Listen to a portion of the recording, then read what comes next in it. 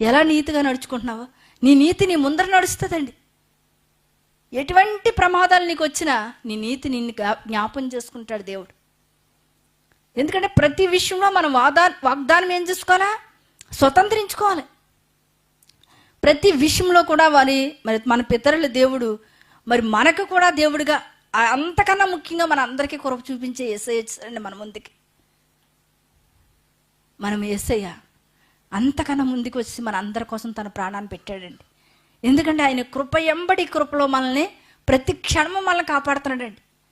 ఎందుకంటే మరి అప్పుడైతే ఇంకా భయంకరంగా ఉండేది. ధర్మశాస్త్రం అంటే ఏంటండి? శాసనం. అది ఆ శాసనం ప్రకారంగా శాసనాన్ని ఎవరైనా మీరితే ఏం చేసేవారు? రాళ్లతో కుట్టి చంపేసేవారు. ఏ శాసనాన్ని మీరారో వారిని ఏం చేసేవారు? ఆకాను శాసనాన్ని మీరాడు. అగ్నితో తన కుటుంబం అంతా ఏమైపోయింది? ఆహుతైపోయింది. అలా శాసనం మారిన వారు బైబిల్ గ్రంథంలో ఉన్నారు. వారి జీవితాలు ఏమైపోయాయో మనందరికీ తెలుసు.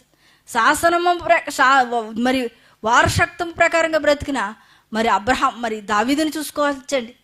దావీదుకు ప్రమాణం చేసిన దేవుడు తన సంతతిలో నుండి ఒక కుమారుని నిలబెట్టాడండి. ఆ వాగ్దానం నాకు చేసిన దేవుడు వాగ్దానం నీకు కూడా. ఎందుకంటే నాకు కుమారుడితో కూడా చెప్తున్నాడు, నేను అందరూ పోయే మార్గాన్ని నేను కూడా పోతాను, కానీ నువ్వైతే ఏం చేయాలో తెలుసా? యెహోవా యందు భయభక్తులు కలిగి ఆయన కట్టడలను ఆయన నియమములను నువ్వు ఏం చేయకూడదు? అతిక్రమించకూడదు.